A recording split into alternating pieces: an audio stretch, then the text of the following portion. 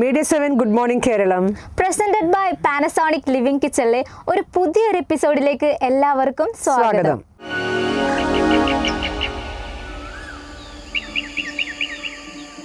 ചേച്ചി, ഈ കഴിഞ്ഞിടക്ക് 2012 ഒരു പ്രവചനം ഉണ്ടായിരുന്നല്ലോ, ഈ ലോകം അവസാനിക്കും എന്നൊക്കെ ഉള്ള രീതിക്ക് വന്നിട്ടുണ്ടായിരുന്നു. പക്ഷേ അങ്ങനെയൊന്നും സംഭവിച്ചില്ല. ചേച്ചി അതിലൊക്കെ വിശ്വസിച്ചിട്ടുണ്ടായിരുന്നോ? വിശ്വസിച്ചിട്ടുണ്ടോന്ന് ചോദിച്ചാൽ ഇല്ല, പക്ഷെ എന്നാലും നമുക്കൊരു ഭയം. അതെ അതെ, നമ്മളിങ്ങനെ ഓരോന്ന് കേൾക്കുമല്ലോ, ഓരോരുത്തരൊക്കെ നമ്മൾ ഇപ്പോൾ ഫ്രണ്ട്സ് ആയാലും ഫാമിലിയൊക്കെ ആയിട്ട് സംസാരിക്കുമ്പോൾ സംഭവിക്കുമോ, കാരണം നമ്മുടെ നേച്ചറിൽ കുറച്ച് ചേഞ്ചസും ഈ മഴയും അന്നേരമൊക്കെ അവരിങ്ങനെ പറയുമല്ലോ. അപ്പോൾ കൂടുതൽ മഴ പെയ്യുന്ന സമയമൊക്കെ നമ്മൾ വെക്കുന്നത് ആ ഒരു പ്രഡിക്ഷൻസൊക്കെ കറക്റ്റ് ആകുമോ എന്നുള്ള ഒരു ഇത്.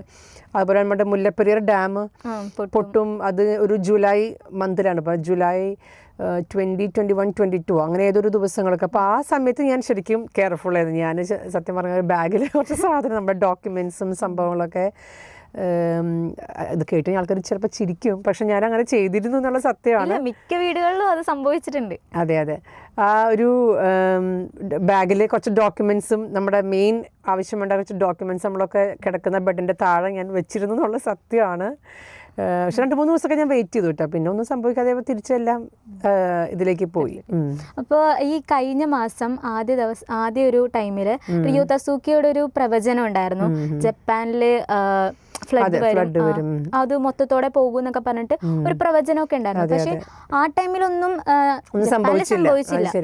പക്ഷെ US ടെക്സസിൽ ഉണ്ടായിരുന്ന ഒരു ഫ്ലഡ് ഉണ്ടായിരുന്നു. അതിൽ കുറച്ച് കുട്ടികളെ കാണാൻ, അത് അത്ര ഇതല്ലെങ്കിലും ആ ഫ്ലഡ് ഡിസ്ട്രക്റ്റീവ് ആയിരുന്നു. പക്ഷെ എന്നാലും കുറച്ച് കുട്ടികളെ മിസ്സിംഗ് ആയി. നമുക്ക് ഭയങ്കര ആ ഒരു ന്യൂസ് നമുക്ക് ഭയങ്കര ഒരു ഹാർട്ട് ബ്രേക്കിംഗ് ന്യൂസ് തന്നെയായിരുന്നു.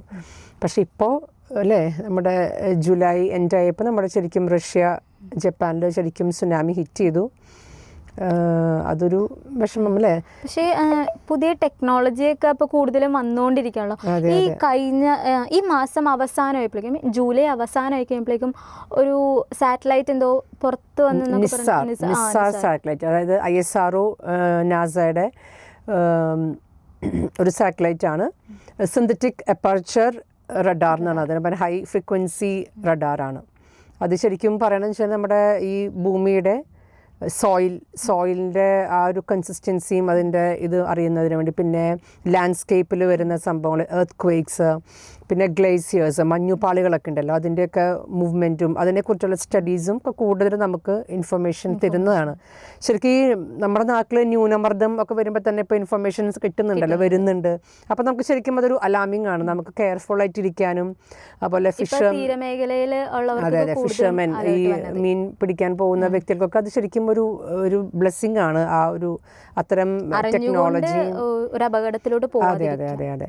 അപ്പോൾ നമുക്ക് ഈ നിസാറും അതുപോലെയുള്ള കുറച്ച് ഇൻഫർമേഷൻ നമുക്ക് തരുന്നതാണ്, നമുക്ക് അലാം തരുന്നുണ്ട്, നമുക്ക് എങ്ങനെ കെയർഫുൾ ആയിട്ടിരിക്കണം, അവർക്ക് അതിൻ്റെ സ്റ്റഡീസും ഒക്കെ. അപ്പോൾ നമുക്ക് നിസാർ സാറ്റലൈറ്റിനെ കുറിച്ച് കുറേ കാര്യങ്ങൾ, കുറച്ചധികം കാര്യങ്ങളുണ്ട്, നമുക്ക് അത് അറിഞ്ഞിട്ട് വരാം. ഇന്ന് ഒരു സൂപ്പർ ഹീറോയെ കുറിച്ചാണ് നമ്മൾ സംസാരിക്കാൻ പോകുന്നത്. പക്ഷേ ഈ സൂപ്പർ ഹീറോ സിനിമയിലുള്ള ആളല്ല, ബഹിരാകാശത്ത് നിന്ന് നമ്മുടെ ഭൂമിയെ സംരക്ഷിക്കുന്ന ഒരു യഥാർത്ഥ ഹീറോ.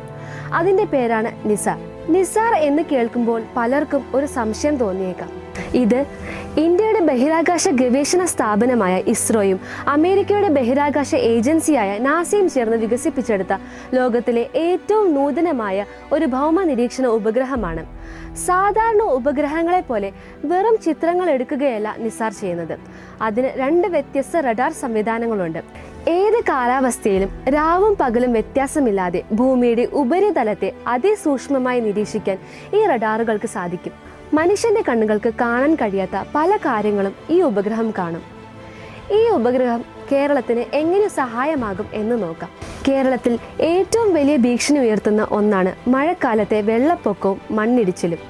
നിസാറിന് മണ്ണിന്റെ ഘടനയിലെയും ഉപരിതലത്തിലെയും അതിസൂക്ഷ്മമായ മാറ്റങ്ങൾ പോലും കണ്ടെത്താൻ കഴിയും. ഇത് മണ്ണിടിച്ചിലിനും ഉരുൾപൊട്ടലിനും സാധ്യതയുള്ള സ്ഥലങ്ങൾ മുൻകൂട്ടി തിരിച്ചറിയാൻ സഹായിക്കും. അതുപോലെ നദികളിലെ ജലനിരപ്പിലെ മാറ്റങ്ങൾ കൃത്യമായി നിരീക്ഷിക്കാൻ കഴിയുന്നതുകൊണ്ട് പ്രളയത്തെക്കുറിച്ചുള്ള മുന്നറിയിപ്പ് നേരത്തെ നൽകാനും സാധിക്കും. കാർഷിക സംസ്ഥാനമായ കേരളത്തിന് മണ്ണിൻ്റെ ഈർപ്പം അളക്കാനും കാലാവസ്ഥാ മാറ്റങ്ങൾ കൃത്യമായി പ്രവചിക്കാനും നിസാറിന് കഴിവുണ്ട്. ഇത് കർഷകർക്ക് വിളകൾ നനയ്ക്കാനും വിളവെടുക്കാനുമുള്ള ഏറ്റവും അനുയോജ്യമായ സമയം മനസ്സിലാക്കാൻ സഹായിക്കും. കൂടാതെ കേരളത്തിൻ്റെ നീണ്ട തീരപ്രദേശം കടലെടുക്കുന്നതും കടലേറ്റവും വലിയ പ്രശ്നങ്ങളാണ്. നിസാർ ഉപഗ്രഹത്തിന് തീരപ്രദേശത്തെ മണ്ണൊലിപ്പ്, മണ്ണൽത്തിട്ടകളുടെ മാറ്റം എന്നിവയെല്ലാം നിരീക്ഷിക്കാനും സാധിക്കും.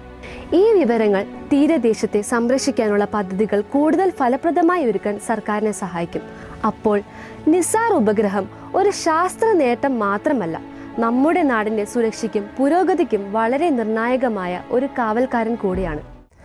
ഓക്കെ മേഘ, അപ്പോൾ ഇതൊക്കെ നമുക്ക് പ്രകൃതി ദുരന്തങ്ങളൊക്കെ നേരത്തെ അറിയാനും അതിന് വേണ്ട പ്രിക്കോഷൻസ് നമുക്ക് ചെയ്യാൻ പറ്റുന്നതൊക്കെ നമുക്ക് ചെയ്യാൻ സാധിക്കട്ടെ. അപ്പോൾ അത് ഭയങ്കര ഹെൽപ്ഫുള്ള്, നമ്മുടെ വരും തലമുറയ്ക്കും നമുക്കും ഹെൽപ്ഫുൾ ആവട്ടെ. ഇത്തരം സാറ്റലൈറ്റും സൗകര്യങ്ങളൊക്കെ യൂസ്ഫുൾ ആകട്ടെ. അതിൽ പറയണ്ടായിരുന്നു പ്രകൃതിയായിട്ട് ബന്ധപ്പെട്ടുള്ള എല്ലാ കാര്യവും ക്യാപ്ചർ ചെയ്യാൻ പറ്റുമെന്ന് പറഞ്ഞിട്ടുണ്ടായിരുന്നു. അപ്പോൾ അത്തരത്തിലുള്ളൊരു മനോഹരമായ ഒരു സ്ഥലമാണ് നമ്മുടെ പാലക്കാടുള്ള സൈലന്റ് വാലി എന്നുള്ളത്. Silent Valley national park. അപ്പോൾ ഇനി നമുക്ക് അതിനെക്കുറിച്ചൊന്ന് അറിഞ്ഞിട്ട് വരാം കൂടുതൽ കാര്യങ്ങൾ. അപ്പോൾ അവിടെ ഇപ്പോൾ കൂടുതലും ഭയങ്കര പ്രഷ്യസ് ആയിട്ടുള്ള ചെടികളൊക്കെ ഉള്ള ഒരു സ്ഥലമായിട്ടാണ് ഇപ്പോൾ ഈ സൈലന്റ് വാലി കണക്കാക്കപ്പെടുന്നത്. ഒരുപാട് ചെടികൾ കണ്ടുപിടിച്ച് നമ്മുടെ ലോകത്തിൽ പ്രഷ്യസ് ആയിട്ടുള്ള ഒരുപാട് ചെടികളും പിന്നെ അവിടുത്തെ മണ്ണ് തന്നെ. അതെ, പിന്നെ അവിടുത്തെ മണ്ണ് തന്നെ ഭയങ്കര ഇമ്പോർട്ടൻ്റ് ആണ്. ഭയങ്കര ഫെർട്ടൈൽ ആയിട്ടുള്ളൊരു സോയിലാണ് അവർ പ്രിസർവ് ചെയ്യണത്. അപ്പോൾ എനിക്ക് തോന്നുന്നു സൈലന്റ് വാലി ഞാൻ പോയിട്ടില്ല. മേഘ പോയിട്ടുണ്ടോ? ഞാൻ കേട്ടിട്ടുണ്ട്. ഞാനും കഴിച്ചു. നമ്മൾ പഠിക്കുന്ന സമയത്തൊക്കെ ഒരുപാട് കേട്ടിട്ടുണ്ട് സൈലന്റ് വാലി. അതെ, പഠിപ്പിക്കുമ്പോഴും നമ്മൾ സ്റ്റുഡൻസിനോടൊക്കെ പറഞ്ഞിട്ടുണ്ട് ഇങ്ങനെ സൈലന്റ് വാലിനെ പറ്റിയിട്ട്. പക്ഷെ ഇതുവരെ പോകാനുള്ളൊരു ചാൻസ് കിട്ടിയിട്ടില്ല. ഞാൻ ഇടയ്ക്ക് ഓർക്കാറുണ്ട് എന്തുകൊണ്ടാണ് ഈ സൈലന്റ് വാലി എന്ന് പേര് വന്നത്. കാരണം അവിടെ ഇപ്പോൾ ആനിമൽസ് ആയാലും ഉണ്ട്, കിളികളുടെ ശബ്ദം ആയാലും ഉണ്ട്, ഒരു കുറച്ച് നല്ല ശബ്ദമൊക്കെ കൂടിയതാണെങ്കിൽ പോലും എന്തുകൊണ്ടാണ് ഇതിന് സൈലന്റ് വാലി എന്നുള്ളൊരു പേര് വന്നതെന്ന് ഞാൻ കുറച്ച് ചിന്തിച്ചിട്ടൊക്കെ ഉണ്ട്. ഇതിനൊരു ഉത്തരം കിട്ടിയിട്ടൊന്നുമില്ല അതിന്.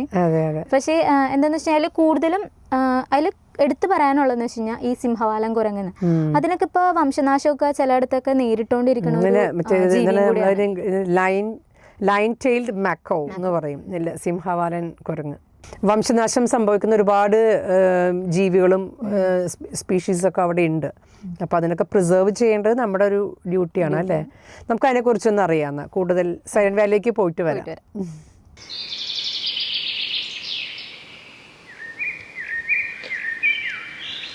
ഇന്ന് നമ്മൾ പരിചയപ്പെടാൻ പോകുന്നത് പശ്ചിമഘട്ടത്തിലെ ഒരു രത്നത്തെക്കുറിച്ചാണ്. സൈലന്റ് വാലി ദേശീയോദ്യാനം. കേരളത്തിലെ പാലക്കാട് ജില്ലയിൽ സ്ഥിതി ചെയ്യുന്ന സൈലന്റ് വാലി അതിൻ്റെ പേര് സൂചിപ്പിക്കുന്നത് പോലെ ശാന്തതയുടെയും പ്രകൃതി സൗന്ദര്യത്തിൻ്റെയും ഒരു കലവറയാണ്. 237.52 സ്ക്വയർ കിലോമീറ്റർ വിസ്തൃതിയിലുള്ള ഈ ദേശീയോദ്യാനം സൈലന്റ് വാലി ബയോസ്ഫിയർ റിസർവിൻ്റെ ഭാഗമാണ്. സൈലന്റ് വാലിയുടെ ഏറ്റവും വലിയ പ്രത്യേകത അതിൻ്റെ നിത്യഹരിത വനങ്ങളാണ്. ഈ വനങ്ങളിൽ കാണുന്ന മരങ്ങളും സസ്യങ്ങളും വർഷം മുഴുവൻ പച്ചപ്പ് നിലനിർത്തുന്നു. സൈലന്റ് വാലി അവിശ്വസനീയമാംവിധം ജൈവ വൈവിധ്യ സമ്പന്നമാണ്. ഇവിടെ മാത്രം കാണുന്ന അനേകം സസ്യജന്തുജാലങ്ങളുണ്ട്. അപൂർവയിനം പക്ഷികളുടെ ഒരു സ്വർഗമാണിത്. മലമുഴക്കി വേഴാമ്പൽ, നീലഗിരി മരപ്രാവ് തുടങ്ങി നിരവധി പക്ഷികളെ ഇവിടെ കാണാം. സിംഹവാലൻ കുരങ്ങ് സൈലന്റ് വാലിയുടെ ഏറ്റവും വലിയ ആകർഷണങ്ങളിലൊന്നാണ്. ലോകത്ത് ചുരുക്കം ചിലയിടങ്ങളിൽ മാത്രം കാണുന്ന ഈ വംശനാശ ഭീഷണി നേരിടുന്ന ജീവിവർഗത്തിൻ്റെ പ്രധാന ആവാസ വ്യവസ്ഥകളിൽ ഒന്നാണിത്. കൂടാതെ കടുവ, പുലി, ആന, വരയാട് തുടങ്ങി ഒട്ടനവധി വന്യമൃഗങ്ങളും ഇവിടെയുണ്ട്. ഔഷധ ഗുണമുള്ളതും ഇല്ലാത്തതുമായ അനേകം സസ്യങ്ങളും ഇവിടെയുണ്ട്. ചില സസ്യങ്ങൾ സൈലന്റ് വാലിയിൽ മാത്രമാണ് കാണപ്പെടുന്നത്. സൈലന്റ് വാലിയിലൂടെ ഒഴുകുന്ന കുന്തിപ്പുഴ ഈ വനങ്ങൾക്ക് ജീവൻ നൽകുന്നു. തെളിഞ്ഞതും ശുദ്ധവുമായ ഈ നദി സൈലന്റ് വാലിയുടെ സൗന്ദര്യത്തിന് മാറ്റുകൂട്ടുന്നു. സൈലന്റ് വാലിക്ക് ഒരു വലിയ ചരിത്രമുണ്ട്. 1970കളിൽ സൈലന്റ് വാലി ജലവൈദ്യുത പദ്ധതികൾക്കെതിരെയുണ്ടായ പ്രക്ഷോഭങ്ങൾ ഇന്ത്യയിലെ പരിസ്ഥിതി പ്രസ്ഥാനങ്ങൾക്ക് ഒരു പുതിയ ദിശാബോധം നൽകി. ഈ പ്രക്ഷോഭങ്ങളുടെ ഫലമായാണ് സൈലന്റ് വാലി സംരക്ഷിക്കപ്പെടുകയും 1984 ഒരു ദേശീയോദ്യാനമായി പ്രഖ്യാപിക്കപ്പെടുകയും ചെയ്തത്. സൈലന്റ് വാലി വെറുമൊരു വനം മാത്രമല്ല, നമ്മുടെ പ്രകൃതിയുടെ ഒരു ഓർമ്മപ്പെടുത്തൽ കൂടിയാണിത്. വംശനാശം സംഭവിച്ചുകൊണ്ടിരിക്കുന്ന ജീവികളെയും സസ്യങ്ങളെയും സംരക്ഷിക്കേണ്ടതിൻ്റെ പ്രാധാന്യം ഇത് നമ്മളെ പഠിപ്പിക്കുന്നു. മനുഷ്യൻ്റെ ഇടപെടലുകളില്ലാതെ പ്രകൃതിക്ക് എത്രത്തോളം മനോഹരവും സമ്പന്നവുമായി നിലനിൽക്കാൻ കഴിയുന്നതിൻ്റെ ഉത്തമ ഉദാഹരണമാണിത്. പ്രഭാതത്തിൽ ഈ ശാന്തമായ വനത്തിലൂടെയുള്ള യാത്ര നിങ്ങൾക്ക് ഇഷ്ടപ്പെട്ടു എന്ന് കരുതുന്നു. ഓക്കെ, അപ്പോൾ അവിടെയൊക്കെ പോകുന്നവരും വിസിറ്റ് ചെയ്യുന്നവരൊക്കെ പ്രത്യേകം ശ്രദ്ധിക്കുക. അവിടെയൊന്നും പൊല്യൂഷൻ ആകാതെ നമുക്കൊരു ഡ്യൂട്ടി ഉണ്ട് അവിടെയൊക്കെ പ്രകൃതി സംരക്ഷിക്കുക എന്നുള്ളത്. നമ്മുടേതായിട്ടുള്ള രീതിയിലുള്ള പ്രിക്കോഷൻസ് നമ്മളെടുത്ത് ഇപ്പം നമ്മൾ അതേപോലെയൊക്കെ ചെയ്തു കഴിഞ്ഞാൽ തന്നെ അവിടെ വളരുന്ന ആനിമൽസിനൊക്കെ അതൊരു ജീവനെ ഭീഷണിപ്പെടുത്തുന്ന ഒരു രീതിയിലായി പോകും. അതെ, അത് എസ്പെഷ്യലി ചിലതൊക്കെ സ്പീഷീസൊക്കെ ഈ നമ്പർ കുറഞ്ഞ് വരുന്ന ഒരു സ്പീഷീസ് ഉള്ള ആനിമൽസ് ഒക്കെ ഉണ്ട്. അപ്പം നമ്മൾ മാക്സിമം ശ്രദ്ധിക്കുക, പോകുന്ന സ്ഥലങ്ങൾ സൂക്ഷിക്കുക. ചേച്ചി ഇപ്പോൾ നിറയെ പാട്ടുകളൊക്കെ കേൾക്കാറുള്ള കൂട്ടത്തിലല്ലേ? അപ്പോൾ എങ്ങനത്തെ ടൈപ്പ് ഓഫ് പാട്ടുകളാണ് കൂടുതൽ ഇഷ്ടം? മെലഡീസൊക്കെ. പിന്നെ ചിലപ്പോൾ നമ്മളിപ്പോൾ ഈ ട്രിപ്പിനൊക്കെ പോവുകയാണെങ്കിൽ കുറച്ചുകൂടി ഫാസ്റ്റ് ഒക്കെ, പക്ഷെ എന്നാലും പൊതുവേ നമ്മളൊരു നല്ല നല്ല മെലഡീസ് ഒക്കെ എൻജോയ് ചെയ്യാൻ ഇഷ്ടമാണ് പാട്ടൊക്കെ. ഇപ്പൊ സോഷ്യൽ മീഡിയയിൽ ഒരു പാട്ട് ഇങ്ങനെ കറങ്ങി നടക്കുന്നുണ്ട്. അപ്പൊ അതിനെക്കുറിച്ചാണ് അടുത്ത വിശേഷം പറയാൻ. എന്ന് വെച്ച് കഴിഞ്ഞാൽ നമ്മുടെ മൈ ബിഗ് ഫാദർ എന്ന ഫിലിമിലെ ഒരു പാട്ട് ഇപ്പൊ കുറച്ച് വൈറലായിക്കൊണ്ടിരിക്കുന്നു. നമ്മുടെ പക്രു അല്ലേ, ഗിന്നസ് പക്രു, പിന്നെ ജയറാമേട്ടൻ്റെ അവര് അച്ഛൻ മകനായിട്ട് അഭിനയിച്ചൊരു ഫിലിമാണെന്നത്. അപ്പോൾ ആ പാട്ട് ഇപ്പൊ കുറച്ച് വൈറലായിട്ട് എല്ലാ പ്രേക്ഷകരും ഏറ്റെടുത്ത് നമ്മുടെ കേരളത്തിൽ മാത്രമല്ല പുറത്തുള്ള ഭാഷയിലുള്ളവർ വരെ ഈ ഒരു പാട്ട് കാണാനിടയായി എന്നാണ് പറയുന്നത്. മേഘ പാടുവോ? ഇല്ല, എനിക്ക് കേൾക്കാനൊക്കെ ഭയങ്കര ഇഷ്ടമാണ്. ഓക്കെ, അപ്പൊ നമുക്ക് ആ ഒരു വിശേഷത്തിലോട്ടൊന്ന് പോയാലോ? പോയിട്ട് വരാം. മലയാളികൾ അറിയാതെ 50 മില്യൺ അടിച്ച ഒരു മലയാളം പാട്ട് മൈ ബിഗ് ഫാദർ എന്ന സിനിമയിലെ നിറതിങ്കളെ നറു പൈതലെ എന്ന ഗാനമാണ് 50 മില്യൺ കാഴ്ചക്കാരെ യൂട്യൂബിൽ സ്വന്തമാക്കിയത്.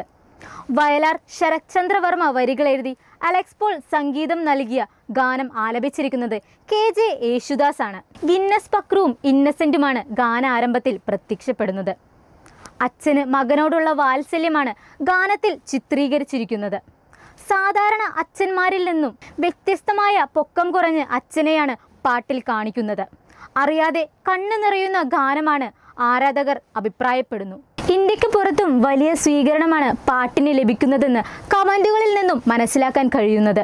വീഡിയോയ്ക്ക് താഴെ മലയാളത്തിനുള്ളതിനേക്കാൾ കൂടുതൽ മറ്റു ഭാഷയിലെ കമന്റുകളാണ് നിറഞ്ഞു നിൽക്കുന്നത്.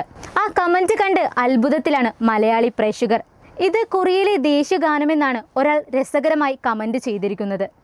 ഓക്കെ, പക്ഷെ ആ ഫിലിം അത്രയ്ക്കും എനിക്ക് തോന്നുന്നു അത്രയും സക്സസ്ഫുൾ ആയിട്ട് ഓടിയില്ല. ബട്ട് അതിലെ ആ സോങ് നല്ല റീച്ചായി. വർഷങ്ങൾക്ക് ശേഷം ആ ഒരു സോങ് ഇപ്പോഴും പ്രേക്ഷകർ ഏറ്റെടുത്തുകൊണ്ടിരിക്കുകയാണ്. ഒരു അച്ഛൻ്റെയും മകൻ്റെയും ഒരു ബോണ്ടിങ് ആ ഒരു ഫിലിമിൽ നല്ല രീതിക്ക് അവർ ചിത്രീകരിച്ചു. ആ ഒരു താരാട്ടുപാട്ടല്ലേ, ലല്ലബി. നമ്മൾ ശരിക്കും അമ്മയും കുഞ്ഞും ഒക്കെ നമ്മുടെ മനസ്സിൽ വരുന്ന, അച്ഛനും അമ്മയ്ക്കും ഒരുപോലെ പ്രാധാന്യം ഉണ്ടെങ്കിലും ഇതിൽ ആ അച്ഛൻ മകൻ ആ ഒരു റിലേഷനെ പറ്റി ആ ഒരു നമ്മളെ ശരിക്കും നമ്മുടെ ഹാർട്ട് ടച്ച് ചെയ്യുന്ന രീതിക്കാണ് കൊണ്ടുവന്നിരിക്കുന്നത്. അപ്പം അത് വീണ്ടും വീണ്ടും കേൾക്കുക. പിന്നെ കേൾക്കാത്തവരുണ്ടെങ്കിൽ അത് പ്ലീസ് എൻജോയ് ദ മ്യൂസിക്.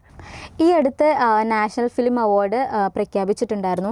പക്ഷെ നമ്മൾ പ്രേക്ഷകരെ ഒന്നടങ്കം വിശ്വസിച്ചുകൊണ്ടിരുന്ന വെച്ചത് ആടുജീവിതം എന്ന ഫിലിമിനായിരിക്കും ഈ ഒരു അവാർഡ്. ആ ഒരു ഫിലിം ഒരു ലൈഫാണല്ലോ ഇതിലൂടെ കാണിക്കുന്നത്. അപ്പൊ നമ്മൾ വിചാരിച്ചിട്ടുണ്ടായിരുന്നത് ആ ഒരു അവാർഡ് ഈ ഒരു ഫിലിമിന് തന്നെ ലഭിക്കുന്നതായിരുന്നു. പക്ഷെ നമ്മളെ എല്ലാവരെയും നിരാശപ്പെടുത്തിക്കൊണ്ട് തന്നെ ആ ഒരു അവാർഡ് നമുക്ക് ലഭിക്കാതിരിക്കുകയാണ് ചെയ്തിട്ടുണ്ടായിരുന്നത്. നമുക്ക് എല്ലാവർക്കും അറിയാം, അതിലത്തെ പൃഥ്വിരാജും ആ എൻറ്റയർ ടീം അല്ല, അവർ അത്രയും ഹാർഡ് വർക്ക് ചെയ്തിട്ടാണ് ആ ഒരു ഫിലിം ഷൂട്ട് ചെയ്തത്. ചേച്ചി ആ ഫിലിമൊക്കെ കാണാൻ പോയിട്ടുണ്ടായിരുന്നു? ഞാൻ കണ്ടിട്ടുണ്ട്. നമ്മൾ കുറച്ച് കഴിഞ്ഞിട്ടാണ് ഞാൻ കാണാൻ പോയത്. ആ ഇറങ്ങിയ സമയത്തൊന്നുമല്ല, ഒത്തിരി കഴിഞ്ഞിട്ടാണ്. പക്ഷെ ഒരുപാട് കേട്ട് ഇറങ്ങിയിട്ട് കാണേണ്ട ഒരു മൂവിയാണ് എന്നുള്ളതൊക്കെ പറഞ്ഞിട്ട് ഞാൻ പോയി കണ്ടിട്ടുണ്ട്. അപ്പോൾ എന്തുകൊണ്ടാണ് ആ ഒരു അവാർഡ് ലഭിക്കാതിരുന്നതിനെ കുറിച്ച് ഈ ഇടയ്ക്കൊരു പോസ്റ്റ് വന്നിട്ടൊക്കെ ഉണ്ടായിരുന്നു. നിരവധി പോസ്റ്റുകളും കാര്യങ്ങളൊക്കെ വന്നിട്ടുണ്ടായിരുന്നു. അതിനെക്കുറിച്ച് നമുക്കൊന്ന് കൂടുതൽ അറിഞ്ഞിട്ട് വരാം. ആടുജീവിതത്തിന് എന്തുകൊണ്ട് ദേശീയ പുരസ്കാരങ്ങൾ ലഭിച്ചില്ല? കേരളത്തെ വേണ്ടവിധം പരിഗണിച്ചില്ലെന്ന് മാത്രമല്ല, മലയാള സിനിമയായ ആടുജീവിതം എന്തുകൊണ്ട് പുരസ്കാരം നിരസിച്ചു എന്ന ചോദ്യം സോഷ്യൽ മീഡിയ ഉന്നയിക്കുന്നു. 2023 സെൻസർ ചെയ്ത സിനിമകളുടെ പട്ടികയിൽ ആടുജീവിതം ഉണ്ടായിട്ടും ഒരു വിഭാഗത്തിൽ പോലും ചിത്രം അവാർഡിന് പരിഗണിക്കപ്പെട്ടില്ല. പൃഥ്വിക്ക് പുരസ്കാരം ലഭിക്കാൻ തടസ്സമായ ഈ എൻപുരാൻ സിനിമയുടെ എഫക്റ്റാണെന്ന് കരുതുന്നവരുമുണ്ട്. കേരള സ്റ്റോറി സിനിമയിനേക്കാളും എന്തുകൊണ്ടും അർഹമായ സിനിമയാണ് ആടുജീവിതം. നജീബിന്റെ ജീവിതത്തിലെ പല രൂപമാറ്റവും പൃഥ്വിരാജ് പകർത്തിയിരുന്നു. തന്റെ ശരീരവും മനസ്സും പാകപ്പെടുത്തി. 100% അർഹതപ്പെട്ട പുരസ്കാരം അവഗണിക്കുന്നതിന് പിന്നിൽ എൻപുരാൻ സിനിമയാണെന്ന് കാരണം. എൻപുരാൻ ഇവിടെ സൃഷ്ടിച്ച കോലാഹലങ്ങളെല്ലാം കൊള്ളേണ്ടവർക്ക് കൊണ്ടതാണ്. ചിലപ്പോൾ അതായിരിക്കാം കാരണം, ചിലപ്പോഴല്ല അത് തന്നെയാണ് കാരണം. ഇങ്ങനെ തന്നെയാണ് ഭൂരിഭാഗം പേരും വിശ്വസിക്കുന്നത്. ഓക്കെ, പക്ഷേ ഇത്തിരി സങ്കടമുള്ള ഒരു ഇതാണെങ്കിലും നമുക്ക് പക്ഷെ മലയാളികൾക്ക് അഭിമാനിക്കാം അല്ലേ. എന്നാലും നമ്മുടെ മലയാളത്തിന് പിന്നെയും അവാർഡ് കിട്ടിയിട്ടുണ്ടല്ലോ. നിരവധി ആക്ടേഴ്സിന് അവാർഡ്സ് ഒക്കെ ഉർവശിക്കും വിജയരാഘവൻ ചേട്ടനും ഒക്കെ അവാർഡ്സ്. അപ്പോൾ അതൊക്കെ നമുക്ക് മലയാളികൾക്ക്, എല്ലാ മലയാളികൾക്കും ഒരു അഭിമാന നിമിഷം തന്നെയാണ്. ഇനിയും നമ്മുടെ മലയാളികളെ ഒരുപാട് കലാകാരന്മാരുണ്ട് നമ്മുടെ കേരളക്കരയിൽ. കുറെ കലാകാരന്മാരുണ്ട് നമ്മുടെ സമൂഹത്തിൽ. അപ്പോൾ അവർക്കൊക്കെ ഒരു നല്ല നിലയിൽ എത്താനും ഇതേപോലെയുള്ള അവാർഡ് പ്രോത്സാഹിപ്പിക്കുക. നമ്മൾ ശരിക്കും എല്ലാ കലകളെയും പ്രോത്സാഹിപ്പിക്കുക. പിന്നെ നല്ല നല്ല മെസ്സേജുകളൊക്കെ ഈ ഫിലിംസ് കൊടുക്കുന്നുണ്ട്. അപ്പോൾ അതൊക്കെ ആ ഒരു വേണ്ട രീതിയിൽ നമ്മൾ അത് ആ രീതിയിൽ നമ്മൾ കാണുക. അല്ലാതെ അനാവശ്യമായിട്ടുള്ള കോൺട്രവേഴ്സീസ് ഒന്നും ഉണ്ടാക്കാതെ അത് നമ്മുടെ ലൈഫായിട്ട് നമ്മൾ കണക്ട് ചെയ്ത് പറയുന്നതാണ്. അപ്പോൾ ആ ഒരു ആസ്പെക്റ്റിൽ എടുക്കുക, കലാകാരന്മാരെ വളർത്തുക, അവർക്ക് വേണ്ട ആവശ്യങ്ങൾ നമുക്ക് നമ്മളെ കൊണ്ടാവുന്നതൊക്കെ നമ്മൾ ചെയ്തു കൊടുക്കുക. ഓക്കെ, അപ്പോൾ നല്ലൊരു ഇൻഫർമേഷൻ ഒരു സെഷനാണ് നമ്മുടെ ഇന്നത്തെ ഗുഡ് മോർണിംഗ് കേരളം. കുറേ വിശേഷങ്ങളൊക്കെ അറിയാൻ പറ്റിയിട്ടുണ്ട്. അതെ അതെ. അപ്പോൾ പുതിയ പുതിയ വിശേഷങ്ങളുമായി media 7 good morning Kerala presented by Panasonic living kitchen വീണ്ടും വരുന്നതാണ്.